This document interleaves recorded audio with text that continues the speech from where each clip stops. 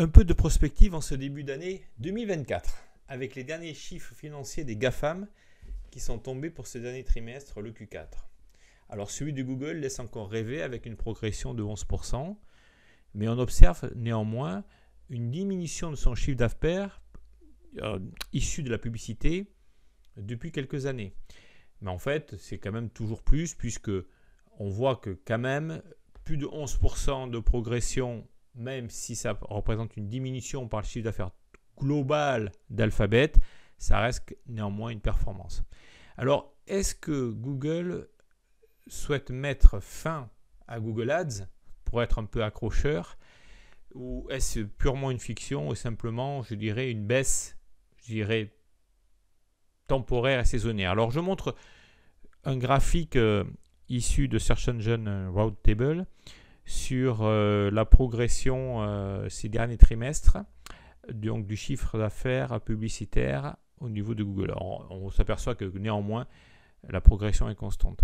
Alors, une première idée, c'est que l'intelligence artificielle, en fait, déjà taille les effectifs de Google Ads en particulier, et notamment au service de son service support, qui ont vu plus de 12 000 licenciements en 2023, ce qui n'est quand même pas rien. Et effectivement, quand on est annonceur, on s'aperçoit que le service support est de moins en moins disponible, et quand il est de moins en moins efficace, sans être pour autant mauvaise langue. Sundar Pichai, son PDG, n'est pas en mesure aujourd'hui à répondre à son rival Microsoft au point de vue de l'intelligence artificielle, qui s'immisce dans tout l'écosystème de Microsoft.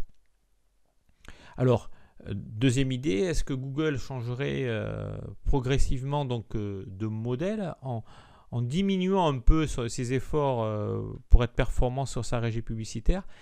On s'aperçoit que finalement, ce n'est pas forcément une réalité.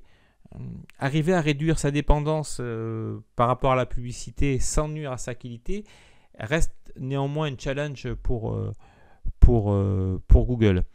Évoluer par contre de modèle vers un service un peu plus direct vers le grand public avec ces services dans le cloud, et notamment YouTube Premium, qui est l'abonnement sans publicité justement, Google One qui reste poussé par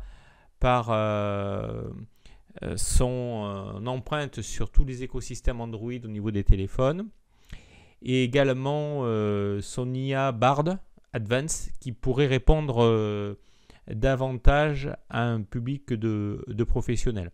Bon, donc dans l'article, je montre un graphique circulaire où on voit les différentes parts de marché des différents services de Google fournis donc par 4Weeks MBA BI Analysis, donc à voir sur le blog. Alors en fait, l'idée c'est d'être moins vulnérable et donc de saisir les nouvelles opportunités par rapport aux différentes problématiques aujourd'hui reliées à la publicité personnalisée. Et on se rend compte avec toutes les mesures européennes, la mise en œuvre du RGPD, tout ça fait que Google doit un peu se remettre en question. Et notamment, ce qui semble ressortir, c'est que l'émergence d'outils d'intelligence artificielle générative présente à la fois un défi et une opportunité pour le grand Google. Google investit donc massivement dans l'IA pour servir 3 catégories de clients. Donc les annonceurs, au travers des différents outils qui vont venir à l'intérieur de son interface publicitaire, les entreprises également dans le cloud, et également les consommateurs au travers des différents abonnements.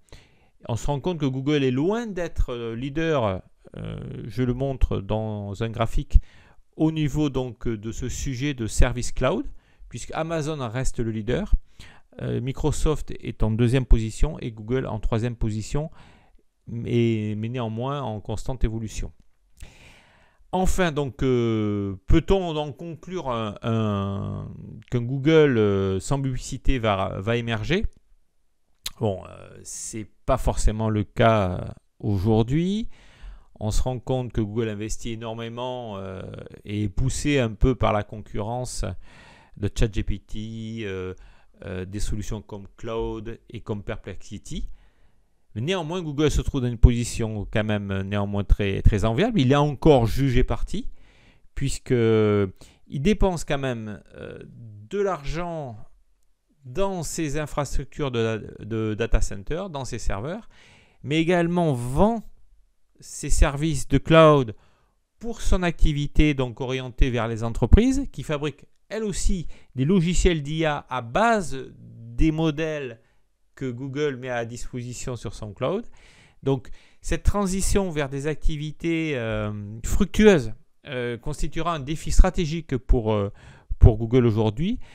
En fait, cependant, on peut prendre un peu de recul puisqu'en toute proportion gardée, n'oublions pas qu'Alphabet reste tout de même la première régie mondiale de publicité à ce jour.